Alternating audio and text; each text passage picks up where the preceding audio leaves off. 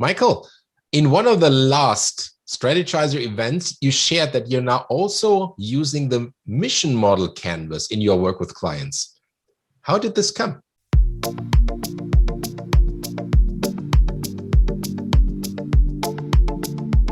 It was not one client or one project that brought about this. It was more like a journey where I see more and more companies initiating innovation initiatives or projects that are not exclusively profit-driven. And I think it has really developed over time.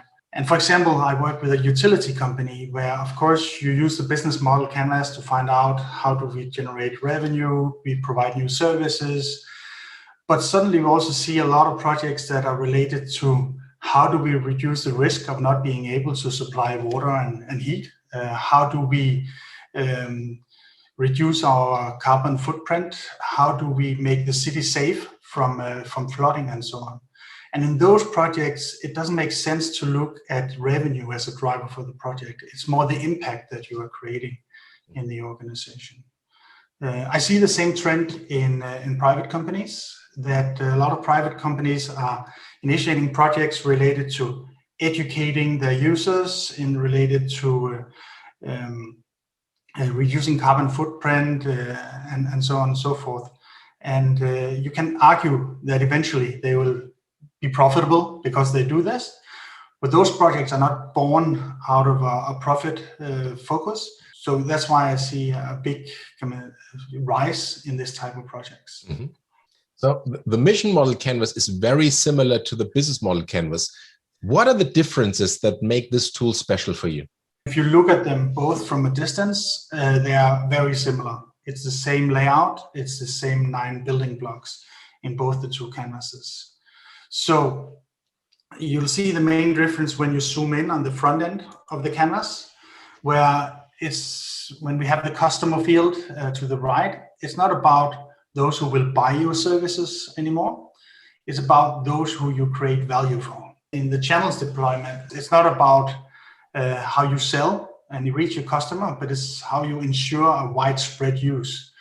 And we call this deployment instead of channels. And then, of course, in the channel that we call relationship in the business model canvas, we call it now buy and support, because it's not a focus on the business development together with your existing clients, but it's about creating user and stakeholder commitments so that the impact you're creating, you can create that impact over time. And the last big difference on the front end is, of course, in how you measure success. In the business model canvas, we measure success on generating profits. In the mission model canvas, the success is measured on the achievement of success on certain impact factors. So when and how did you apply the mission model canvas recently? Can you walk me through a specific client challenge where you were using this tool? So I've used the tool recently in public institutions, in public business service organizations, municipalities, and of course within defense and the intelligence community. But I would like to talk about a less obvious case where I've used it, which is within big corporate organizations. We have all these service organization departments like IT, HR, legal, and they can't be measured on profit because they're cost centers. And so I've used it in these types of organizations to really make sure that what they do when they develop their business is aligned with the strategy, the overall strategy of the company. Mm-hmm. So that it's not very general about you have to create efficiency, but it's very specific about the impact that they have to provide, designing new channels, new ways to the market, creating efficiency by implementing certain robots and so on and so forth. So the more specific you are and the impact that an organization, service organization have to create, the easier it is to reach the results, of course. So in essence, in what situations do you think the mission model canvas can create high quality results, better results than with the business model canvas? What do you think? First of all, the public organizations like hospitals, schools, universities and cities, where of course it's about service for the public. You have semi-public organizations like utility companies and airports, where I have used it and see it used very successfully.